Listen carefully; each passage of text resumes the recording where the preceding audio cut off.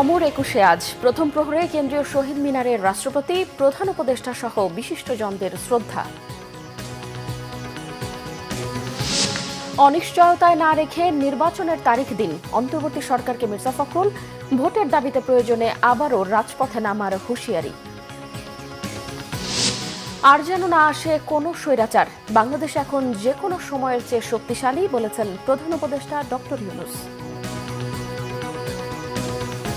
14, 18 ও 24 নির্বাচনের returning officer 22 ডিসিকে বাধ্যতামূলক অবসর, 27তম বিসিএস এ বঞ্চিত 1137 জনকে নিয়োগের নির্দেশ আদালতের।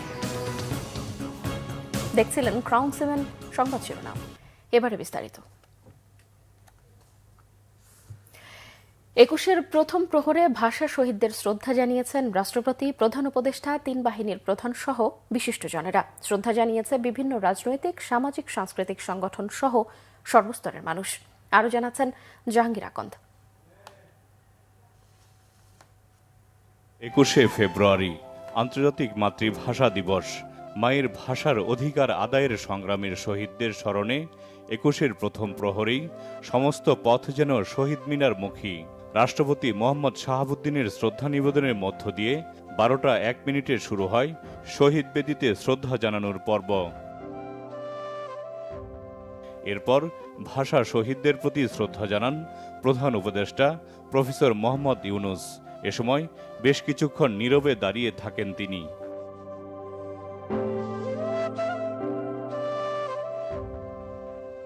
এরপর শ্রদ্ধা জানান প্রধান বিচারপতি সৈয়দ রেফাত আহমেদের নেতৃত্বে আপিল বিভাগ ও হাইকোর্ট বিভাগের বিচারপতিরা। শহীদ বেদিতে শ্রদ্ধা জানান উপদেষ্টা পরিষদের অন্য সদস্যরাও। বিভিন্ন দেশের কূটনীতিকরাও ভাষা শহীদদের প্রতি শ্রদ্ধা জানান।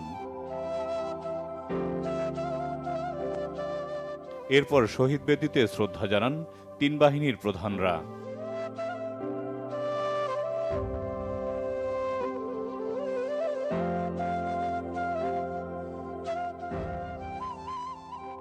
নিরাপত্তার বেড়াজাল উঠে গেলে বিভিন্ন রাজনৈতিক দল, তাদের অঙ্গ ও সহযোগী সংগঠন, বিভিন্ন সামাজিক সাংস্কৃতিক সংগঠনের পাশাপাশি সর্বসাধারণের ঢল নামে কেন্দ্রীয় শহীদ মিনারে।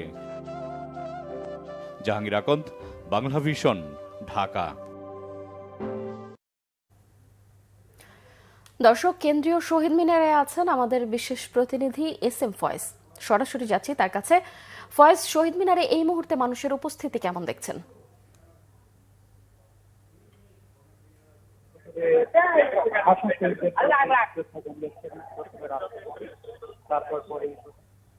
রাষ্ট্রপতি, তারপর পরে প্রধান উপদেষ্টা, তারপর উপদেষ্টাগণ, তারপরে বিচারপতি এবং অন্যান্য আইন শৃঙ্খলা বাহিনীর সদস্যরা এবং 3 বাহিনীর শহীদদের প্রতি শ্রদ্ধা জানিয়েছেন।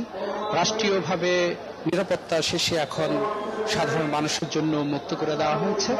ঠিক আমার পেছনে যদি একটু দেখাই, কেন্দ্রীয় শহীদ মিনারে এখন একেবারে তারা এসেছেন, শহীদদের প্রতি তারা, ভাষা শহীদদের প্রতি তারা শ্রদ্ধা জানাচ্ছেন।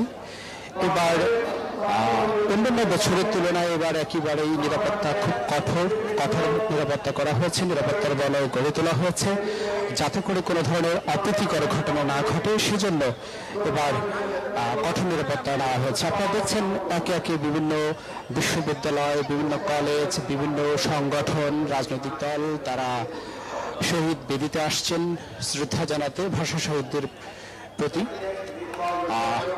52 ভাষার শহীদদের প্রতি শ্রদ্ধা জানাতে কেন্দ্রীয় শহীদ মিনারে হাজারো মানুষের ঢল নেমেছে। ফুল হাতে দলে দলে বেঁধে শহীদ মিনারে হাজির সব শ্রেণীর পেশার মানুষ। বিনম্র শ্রদ্ধা, ভালোবাসায় সবাই স্মরণ করেন ভাষা শহীদদের। ভাষা শহীদদের অনুপ্রেরণাকে ধারণ করে তারা বলছেন হিংসা বিদ্বেষ ভুলে শোষণমুক্ত বৈষম্যহীন দেশ গড়ার কথা বলছেন অনেকেই। তারা বলছেন যে 52-এর যে 21শে ফেব্রুয়ারি ছিল প্রাণের বিনিময়ে মায়ের ভাষার কথা বলার অধিকার আদায়ের দিন। ভাষার জন্য রক্ত দেওয়া শহীদদের স্মরণ করে শ্রদ্ধা জানাতেই তাদের এই দীর্ঘ লাইন, দলমত নির্বিশেষে সবার শ্রদ্ধা, ভালোবাসা আর ফুলে ফুলে ঢেকে গেছে শহীদ মিনারের বেদি। বিভিন্ন রাজনৈতিক দল, সামাজিক সংগঠন, সাংস্কৃতিক সংগঠনের কর্মীরা এসেছেন দল বেঁধে।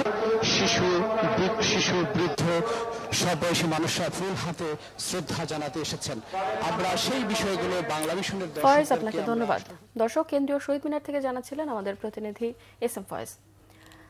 বিএনপি মহাসচিব মির্জা ফখরুল ইসলাম আলমগীর অন্তর্বর্তী সরকারকে বলেছেন জাতিকে অনিশ্চয়তায় না রেখে নির্বাচনের তারিখ ঘোষণা করতে, নিজেদের মাঝে ঐক্য নষ্ট হয় এমন কথা না বলতে অন্য দলগুলোর প্রতিও আহ্বান তার। কুমিল্লার লাকসামে দলের জনসভায় তিনি বলেন, বর্তমান সরকারকে কাজ করার সুযোগ দিতে সর্বাত্মক সহায়তা করছে বিএনপি। প্রত্যাশা পূরণে নেতাকর্মীদের ধৈর্য ধরারও আহ্বান জানিয়েছেন তিনি। কুমিল্লা থেকে আহমেদ সারওয়ারের রিপোর্ট, ক্যামেরায় আরিফুল ইসলাম মাসুম। বৃহস্পতিবার বিকাল ৩টায় আনুষ্ঠানিক সমাবেশের কাজ শুরু হলেও দুপুরেই লাকসাম স্টেডিয়াম কানায় কানায় পূর্ণ হয়ে যায় বিএনপি নেতাকর্মীদের উপস্থিতিতে। রাষ্ট্র সংস্কারে বিএনপি উপস্থাপিত ৩১ দফা বাস্তবায়নে কুমিল্লা দক্ষিণ জেলার লাকসাম মনোহরগঞ্জ বিএনপি আয়োজিত জনসভায় বিএনপি মহাসচিব মির্জা ফখরুল ইসলাম আলমগীর মঞ্চে আসেন বিকাল ৩:৩০টার দিকে। জনসভায় গুমের শিকার লাকসাম বিএনপির হিরু হুমায়ুনকে স্মরণ করে মহাসচিব বলেন, তাদের মতো বহু নেতাকর্মীর জীবনের বিনিময়ে দেশ ফ্যাসিস্ট মুক্ত হয়েছে। ফ্যাসিস্টদের অত্যাচারে জনগণ এতটাই অতিষ্ঠ ছিল যে পদত্যাগ করেও তারা পার পায়নি, তাদেরকে দেশ ছেড়ে পালাতে হয়েছে। আমাদের ৭০০ নেতাকর্মীকে, এমপিকে তারা এইভাবে গুম করেছে। সিলেটের ইলিয়াস আলী, আপনারা জানেন যে তাকে ঢাকা থেকে গুম করে ফেলা হয়েছিল, আজ পর্যন্ত তাদের কোন খোঁজ পাওয়া যায়। এইভাবে তারা প্রায় ২০,০০০ নেতাকর্মীকে হত্যা করেছে, খুন করেছে। আমাদের এখানে এমন কোন লোক নাই যার বিরুদ্ধে মামলা নাই। মামলা আছে না? প্রায় ৬০ লক্ষ মানুষের বিরুদ্ধে মামলা। মহাসচিব বলেন, আওয়ামী লীগ চলে গেলেও তাদের দোসররা এখনো সক্রিয়। বিএনপি দেশকে সুন্দরভাবে গড়তে চায় জানিয়ে মির্জা ফখরুল বলেন, বাংলাদেশ আবার একটা নৈরাজ্যের মধ্যে দিয়ে চলুক, এটা কেউ চায় না। তাই দলের পক্ষ থেকে ৩১ দফা দেয়া হয়েছে। আমরা আবার ৩১ দফা বলছি সংস্কারের কথা, তাই না? সরকার বলছে সংস্কার জন্য ৬টা কমিশন বানাইছে। আচ্ছা, সত্যিকার করতে বলেন তো, আমাদের সাধারণ মানুষ তার সংস্কার কথাটা কতটুকু বোঝেন? মোটা কাপড়, মাথার উপরে ছাদ, আবার ছেলের অসুখ হলে তার চিকিৎসা, তার লেখাপড়ার ব্যবস্থা, এটাই তো সংস্কার বুঝি, তাই নাকি? এটা এনশিওর করেন আমি হচ্ছে সংস্কার। আমরা জানি যে এখন যে ব্যবস্থা আছে সেই ব্যবস্থায় আমাদের দেশে খুব একটা শান্তি আসবে না। সেই জন্য আমাদের তারেক রহমান সাহেব ৩১ দফা কর্মসূচি দিয়েছিলেন, তার মধ্যে সব পরিবর্তনের কথা বলা আছে। আবারও দলের নেতাকর্মী সবাইকে ঐক্যবদ্ধ থাকার আহ্বান জানান বিএনপি মহাসচিব। যেখানে আছি আমরা সেখানে এক হয়ে কাজ করি। আহমেদ সরওয়ার, বাংলা ভিশন, লাকসাম, কুমিল্লা। এদিকে গণতন্ত্রের বিরুদ্ধে এখনও নানা ষড়যন্ত্র চলছে দাবি করে ভোটের দাবিতে প্রয়োজনে আবারও রাজপথে নামার হুঁশিয়ারি দিয়েছেন বিএনপি নেতারা। বলেছেন, মানুষ গণতন্ত্রের জন্য প্রাণ দিয়েছে, সংস্কারের জন্য নয়। দ্রুত নির্বাচন দিয়ে গণতান্ত্রিক ব্যবস্থা ফিরিয়ে আনার আহ্বান তাদের। অমর ২১ ও আন্তর্জাতিক মাতৃভাষা দিবস উপলক্ষে রাজধানীর ইঞ্জিনিয়ার্স ইনস্টিটিউশনে আলোচনা সভার আয়োজন করে বিএনপি। দলের সিনিয়র নেতাদের পাশাপাশি সহযোগী সংগঠনের নেতাকর্মীরাও সভায় যোগ দেন। আলোচনা সভায় মহান ভাষা দিবসের গুরুত্ব তুলে ধরে বিএনপির নেতারা বলেন, ভাষা আন্দোলন থেকে মানুষ তার অধিকারের জন্য লড়েছে। নির্বাচন নিয়ে কালক্ষেপণ করলে মানুষ আবারও প্রয়োজনে রাস্তায় নামবে বলে তারা হুঁশিয়ারি দেন। বর্তমান যে ক্ষমতাসীন দল হয়েছে, যারা একটি নিরপেক্ষ তত্ত্বাবধায়ক সরকার, তাদের মধ্যে অনেকে বলে যে আগে সংস্কার পরে নির্বাচন। তা আমরা কি জন্য জীবন দিলাম? এত কর্মী গণতন্ত্রের জন্যই তো জীবন দিয়েছে, গণতন্ত্র প্রতিষ্ঠার জন্য, জনগণের ভোটাধিকারের জন্য। আমরা তো বলি না যে বিএনপিকে ক্ষমতায় দিয়ে দেন। আমরা একটা সুষ্ঠু নিরপেক্ষ নির্বাচন চাই, জনগণ যাকে কিছু বেছে নেই। চলমান রাজনীতির প্রসঙ্গ তুলে দলটির নেতারা বলেন, বর্তমান সরকার কি করছে মানুষ তা দেখছে। মানুষ গণতন্ত্র দেখতে চায়। নির্বাচনের মাধ্যমে গণতান্ত্রিক সরকারের কাছে ক্ষমতা হস্তান্তরের দাবি জানান তারা। মহান ২১-এর যে শহীদদের স্মরণে আমরা কালো ব্যাজ পড়ি, যারা তাদের সম্পর্কে লেখালেখি করেন, তাদের প্রায় সবাই বলেছেন লোক শহীদের সংখ্যা আরো বেশি ছিল। শহীদ জিয়ার হাতে করা দল বিএনপির হাতে আসে, তাহলে যেন এই বিষয়টি অনুসন্ধান করা হয় এবং আরো যারা শহীদ হয়েছেন সেই সময় তাদের জন্য প্রকৃত মর্যাদা প্রদান করা হয়। এই অন্তর্বর্তীকালীন সরকার কতটা সঠিকভাবে পালন করছে কি করছে না, এটা কিন্তু বাংলাদেশের মানুষের রাডারে রয়েছে। এটা অস্বীকার করা যাবে না, কেননা বাংলাদেশের মানুষের রক্তে রয়েছে। তারা কখনো এস্টাবলিশমেন্টকে মেনে নেয় না। নতুন প্রজন্মের ভোট দেওয়ার যে আকাঙ্ক্ষা, মানুষের যে প্রত্যাশা, সেই প্রত্যাশার প্রতিফলন কিন্তু বাংলাদেশের মানুষ অবিলম্বে দেখতে চায়। গণদাবি মেনে দ্রুত নির্বাচন দিতে অন্তর্বর্তী সরকারের প্রতি আহ্বান জানান বিএনপি নেতারা। ওবায়দুল্লাহ মামুন, বাংলা ভিশন, ঢাকা। প্রধান উপদেষ্টা ডক্টর মোহাম্মদ ইউনূস বলেছেন, আর যেন কোনো স্বৈরাচার না আসে সেজন্য সকলকে সজাগ থাকতে হবে। বিকেলে সিরাজগঞ্জ শহর রক্ষা বাঁধ হার্ড পয়েন্টে ৭ম জাতীয় কমিউনিটি ডেভেলপমেন্ট ক্যাম্প উদ্বোধনী অনুষ্ঠানে ভিডিও বার্তায় ডক্টর ইউনূস বলেন, ভবিষ্যৎ প্রজন্মের জন্য দেশকে উপযোগী করে তুলতে হবে। স্কাউট জীবনের স্মৃতিচারণ করে প্রধান উপদেষ্টা আরও বলেন, ৭ম কমটেকায় অংশগ্রহণকারী বাস্তবতার সঙ্গে সামঞ্জস্য রেখে স্থানীয় জনগণের কল্যাণে জনস্বাস্থ্য, স্যানিটেশন নিশ্চিত করা সহ বিভিন্ন জনকল্যাণমূলক কাজে নিয়োজিত থাকবে।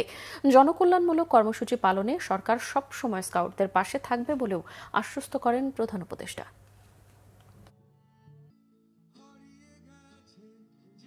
এখন ভবিষ্যৎ প্রজন্মের উপযোগী করে তুলতে হবে এই দেশকে। আর যেন এই দেশের মাটিতে স্বৈরাচারের পুনরাবৃত্তি না ঘটে, এই ব্যাপারে আমাদেরকে সতর্ক থাকতে হবে। ইতিহাস আমাদের সেই সুযোগ করে দিয়েছে, সেই সুযোগের যথাযথ ব্যবহার করতেই হবে। আমরা সকলে মিলে সত্যিকারের একটা সুন্দর বাসযোগ্য বাংলাদেশ গড়ে তুলব। বিভিন্ন ক্ষেত্রে গুরুত্বপূর্ণ অবদানের স্বীকৃতি হিসেবে ১৭ বিশিষ্ট ব্যক্তি ও সাফজয়ী নারী দলকে ২১শে পদক দেওয়া হয়েছে। বৃহস্পতিবার রাজধানীর ওসমানী স্মৃতি মিলনায়তনে প্রধান উপদেষ্টা অধ্যাপক ডক্টর মোহাম্মদ ইউনূস তাদের হাতে ২১শে পদক তুলে দেন। জুলাই অভ্যুত্থানের মধ্য দিয়ে বাংলাদেশ এখন অতীতের যে কোনো সময়ের চেয়ে শক্তিশালী অবস্থানে বলেও জানান প্রধান উপদেষ্টা। রিপোর্ট রোকনুজ্জামানের। বৃহস্পতিবার রাজধানীর ওসমানী স্মৃতি মিলনায়তনে ২১শে পদক প্রদান অনুষ্ঠানে যোগ দেন অন্তর্বর্তীকালীন সরকারের প্রধান উপদেষ্টা অধ্যাপক মোহাম্মদ ইউনূস। মরণোত্তর ২১শে পদকে ভূষিতদের মধ্যে রয়েছেন ছুটির ঘণ্টা ছবির পরিচালক আজিজুর রহমান, সঙ্গীতে ওস্তাদ নীরজ চন্দ্র বড়ুয়া, সাংবাদিকতায় মাহফুজুল্লাহ, সমাজসেবায় মোহাম্মদ ইউসুফ চৌধুরী, গবেষণায় মইদুল হাসান, ভাষা ও সাহিত্যে কবি হেলাল হাফিজ ও কথা সাহিত্যিক শহীদুল জহির। ২১শে পদকজয়ী বিশিষ্ট জনদের হাতে প্রধান উপদেষ্টা পদক তুলে দেন। তাদের মধ্যে রয়েছেন সঙ্গীতে ফেরদৌস আরা, আলোকচিত্রে নাসির আলী মামুন ও শিল্পকলায় রোকেয়া সুলতানা, শিক্ষায় ডক্টর নিয়াজ জামান, বিজ্ঞান ও প্রযুক্তিতে মেহেদী হাসান খান, রিফাত, মোহাম্মদ তানবিন ইসলাম সিয়াম ও শাবান মুস্তফা, সাংবাদিকতা ও মানবাধিকারে মাহমুদুর রহমান, সংস্কৃতি ও শিক্ষায় ডক্টর শহীদুল আলম। সাফজয়ী নারী ফুটবল দলের পক্ষে পদক নেন দলনেতা সাবিনা খাতুন। ৫৪ বছর আগে ১৯৭১ সালে মাত্র ১৭ বছরের এক অসুখী তরুণের এই যে দীর্ঘ যাত্রা, লড়াই এবং আলোকচিত্রের মধ্যে দিয়ে তার যে জীবন অতিক্রান্ত, এটা নাটকের চাইতে, উপন্যাসের চাইতে অধিক বড়। আমি এই পদক জুলাই বিপ্লবের মহান শহীদ এবং জুলাই বিপ্লবের যোদ্ধাদের উৎসর্গ করছি। আজকের এই রাষ্ট্রীয় সম্মান আমার দেশকে আরো দায়িত্ব পালনের জন্য উদ্বুদ্ধ করবে। আমরা ইনশাআল্লাহ বাংলাদেশে গণতন্ত্র, জনগণের অধিকার এবং রাষ্ট্রের সার্বভৌমত্ব লড়াই চালিয়ে যাব, এই প্রতিজ্ঞা করছি এই মঞ্চ থেকে। আমি প্রতিবাদী। এর আগে বিভিন্ন সরকার যখন ছিল তাদের গঠনমূলক সমালোচনা করেছি,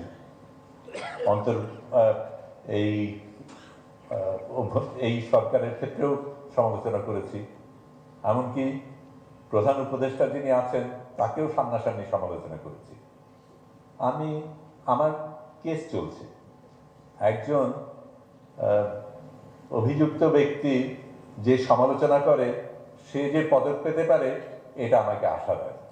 আজ আমরা এই পদক পেয়ে মনে করছি সেই বীর শহীদদের, যাদের আত্মত্যাগের বিনিময়ে আমরা বাংলা ভাষায় কথা বলার অধিকার পেয়েছি। দেশের দ্বিতীয় সর্বোচ্চ বেসামরিক খেতাবে আমাদের আজ ভূষিত করা হয়েছে। আমরা গৌরবান্বিত, আমরা অনুপ্রাণিত। অনুষ্ঠানে দেয়া বক্তব্যে প্রধান উপদেষ্টা ডক্টর মোহাম্মদ ইউনূস বলেন, বাংলাদেশ এখন অতীতের যে কোনো সময়ের চেয়ে শক্তিশালী, উদ্যমী ও সৃজনশীল। আমরা এখন অতীতের যে কোনো সময়ের চাইতে বেশি শক্তিশালী, উদ্যমী এবং সৃজনশীল। আমাদের তরুণ প্রজন্মের স্বপ্ন অতীতের যে কোনো প্রজন্মের স্বপ্নের চাইতে দুঃসাহসী। তারা যেমন নতুন বাংলাদেশ সৃষ্টি করতে চায়, তেমনি একই আত্মবিশ্বাসে নতুন পৃথিবীর সৃষ্টি করতে চায়। নতুন বাংলাদেশ গড়তে সবাইকে ঐক্যবদ্ধভাবে কাজ করার আহ্বানও জানান প্রধান উপদেষ্টা। তারা ঘুণে ধরা আত্মবিনাশী সভ্যতার বন্ধন মুক্ত হয়ে তাদের স্বপ্নের নতুন সভ্যতা গড়তে চায়। সেই সভ্যতার মূল লক্ষ্য থাকবে পৃথিবীর সকল সম্পদের উপর প্রতিটি মানুষের সমান অধিকার নিশ্চিত করা। রাষ্ট্র বিনিময়ে পদকপ্রাপ্তদের ভূমিকার কথা স্মরণ করেন অধ্যাপক মোহাম্মদ ইউনূস। রকুনুজ্জামান, বাংলা ভিশন, ঢাকা। 2014, 18 এবং 2024 সালের নির্বাচনে রিটার্নিং কর্মকর্তার দায়িত্ব পালন করা তৎকালীন 22 জন ডিসিকে বাধ্যতামূলক অবসরে পাঠানো হয়েছে। এই তথ্য জানিয়েছেন জনপ্রশাসন সিনিয়র সচিব মোখলেছুর রহমান। সচিবালয়ে সাংবাদিকদের তিনি জানান, 2014, 18 এবং 24 নির্বাচনে রিটার্নিং কর্মকর্তার দায়িত্ব পালন করা একজন ডিসিকেও খুঁজে পাওয়া যায়নি যারা এই অনিয়মের বিরুদ্ধে ভোটের বিরোধিতা করে পদ থেকে সরে দাঁড়িয়েছেন। তাদের কাউকেই ছাড় দেওয়া হবে না। যাদের চাকরির বয়স 25 তারা 25-এর কম তাদের ওএসডি করা হয়েছে। যাদের চাকরির বয়স 25 হয়েছে তাদেরকে বাধ্যতামূলক অবসরে পাঠানো হয়েছে। যারা আগেই অবসরে গেছেন তারাও রেহাই পাবেন না। তাদের বিরুদ্ধেও মামলা সুপারিশ করা হয়েছে বলে জানান মোখলেছুর রহমান। এর মাধ্যমে প্রশাসনে স্পষ্ট বার্তা দেয়া হয়েছে যে কোনো অনিয়মে জড়িতরা ছাড় পাবে না বলে হুঁশিয়ারি করে দেন জনপ্রশাসন সচিব। কোনো একজন ডিসিও বলে নেই যে আমি প্রতিবাদ করব, অথবা আমি রিটার্নিং অফিসার থাকবো না, অথবা আমি রিজাইন করলাম, আমি কাজ করবো না। They all were with the connivance. এরই ভিত্তিতে আপনারা গতকাল দেখেছেন, মিডিয়াতে দেখেছেন, অনেকে দেখলাম যে নাম সহ দিয়েছে। আমরা 43 জন ওএসডি করেছি। আজকে 22 জনকে আমরা বাধ্যতামূলক অবসরমূলক বাধ্যতামূলক অবসর দেওয়ার আদেশ জারি হয়েছে। এই ইস্যুটা হলো যে বার্তা দেয়া, যে প্রতিবাদ করা যায়, প্রতিবাদ করলেও যে ফল হয়, প্রতিবাদ না করার ফলে এই জাতি যে পর্যায়ে আসছে, এখান থেকে মুক্ত হওয়ার জন্য এই সরকার সিদ্ধান্ত নিয়েছে। 17 বছর আগে 27তম বিসিএস এ নিয়োগ বঞ্চিত 1137 জনের চাকরি ফেরত দেওয়ার নির্দেশ দিয়েছে আপিল বিভাগ। বৃহস্পতিবার প্রধান বিচারপতি ডক্টর সৈয়দ রেফাত আহমেদের নেতৃত্বাধীন 5 বিচারপতির আপিল বেঞ্চ এই রায় দেয়। চূড়ান্ত রায় প্রকাশের পর 90 দিনের মধ্যে নিয়োগ বঞ্চিতদের নিয়োগ প্রক্রিয়া শুরু হবে বলে জানিয়েছেন আইনজীবীরা। নাবিল জাহাঙ্গীরের রিপোর্টে বিস্তারিত। দীর্ঘ 17 বছরের আইনি লড়াইয়ের অবসান। 27তম বিসিএসে নিয়োগ বঞ্চিত 1137 জনকে নিয়োগ দিতে নির্দেশ দিয়েছে সুপ্রিম কোর্টের আপিল বিভাগ। 2007 সালে 27তম বিসিএসে প্রথম মৌখিক পরীক্ষায় উত্তীর্ণ হন বিভিন্ন ক্যাডারের 1137 জন, কিন্তু 11 সরকার তাদের সেই নিয়োগ চূড়ান্ত না করে আইন বহির্ভূতভাবে দ্বিতীয়বার মৌখিক পরীক্ষা নেয়। এর বিরুদ্ধে শুরু হয় বঞ্চিতদের আইনি লড়াই। হাইকোর্টের একটি বেঞ্চ এই নিয়োগ বৈধ বললেও আরেক বেঞ্চ মৌখিক পরীক্ষা বাতিলকে বৈধতা দেয়। পরে আপিল বিভাগেও বহাল থাকে বাতিলের সিদ্ধান্ত। 5 আগস্ট দেশের পট পরিবর্তনের পর নিয়োগ বঞ্চিতরা ফের রিভিউ পিটিশন দায়ের করেন সর্বোচ্চ আদালতে, যার চূড়ান্ত রায় এলো বৃহস্পতিবার। বিচার বিভাগের যে ক্ষতিটা হয়েছিল, বিচার বিভাগের যে দায়টা রয়েছে, সেই দায় থেকে কিছুটা হলেও দায় মুক্তি হবে আজকের এই রায়ের মধ্য দিয়ে। এই রায়ের ফলে ইনশাআল্লাহ প্রায় 1200 জন যারা চাকরিতে যোগদান করতে চাইবে, তারা তাদের 27তম ব্যাচে ইতিমধ্যে যারা নিয়োগপ্রাপ্ত হয়েছেন তাদের সঙ্গে নোশনাল সিনিয়রিটি পাবেন, অর্থাৎ ধারণাগত জ্যেষ্ঠতা সহ তারা চাকরিতে নিয়োগ পাবেন ইনশাআল্লাহ। সেই সময়কার ফেসি সরকার আমাদেরকে গলা টিপে হত্যা করা হয়েছিল।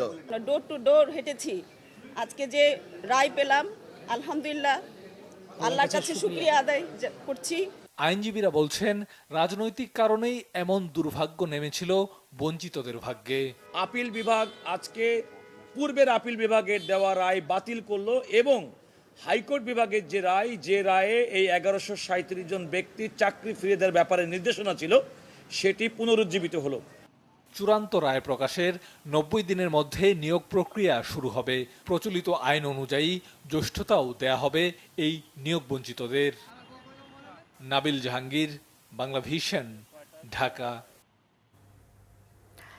স্বামীকে ক্রসফায়ারের ভয় দেখিয়ে স্ত্রীকে একাধিকবার ধর্ষণের অভিযোগে অভিযুক্ত সাবেক র্যাব কর্মকর্তা ও পুলিশের সাবেক অতিরিক্ত পুলিশ সুপার আলিপুদ্দিনের বিরুদ্ধে 28 মের মধ্যে তদন্ত প্রতিবেদন জমা দিতে সময় বেঁধে দিয়েছে আন্তর্জাতিক অপরাধ ট্রাইব্যুনাল।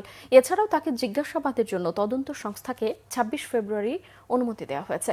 বৃহস্পতিবার এই আদেশ দেন আন্তর্জাতিক অপরাধ ট্রাইব্যুনালের চেয়ারম্যান গোলাম মর্তুজা মজুমদার।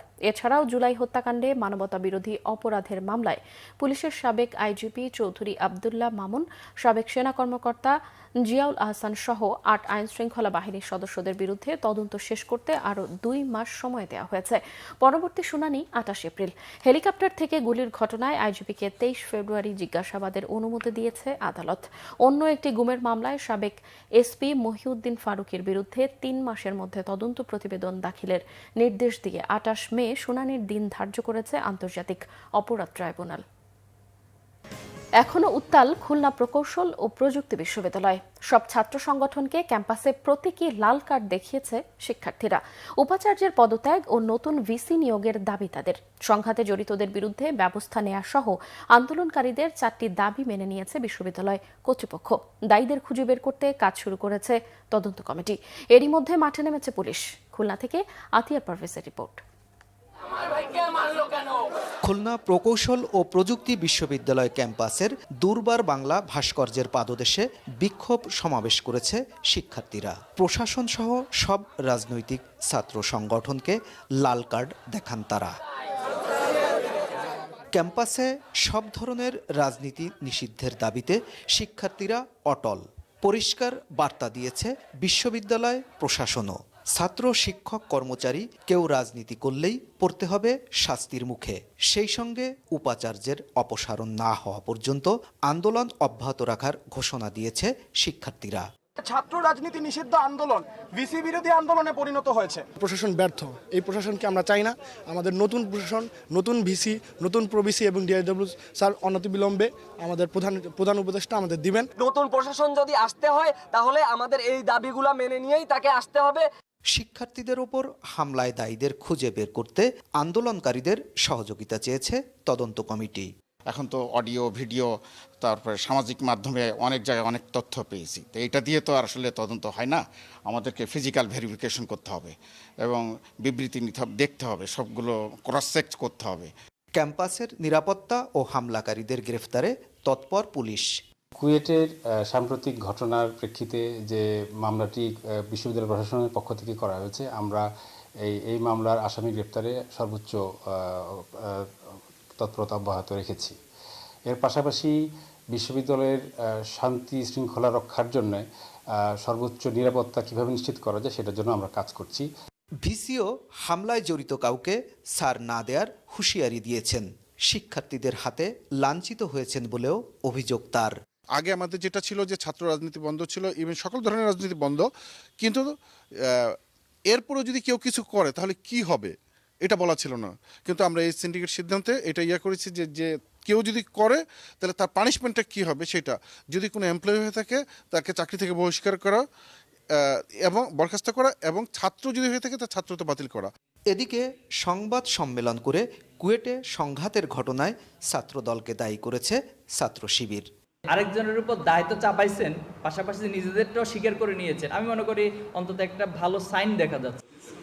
আতিয়ার পারভেজ, বাংলা ভিশন, খুলনা। নাগরিক কমিটির মুখ্য সংগঠক সার্জিস আলম বলেছেন, জুলাই অভ্যুত্থানের সাথে সংশ্লিষ্টদের ঐক্য ভাঙার ষড়যন্ত্র হচ্ছে।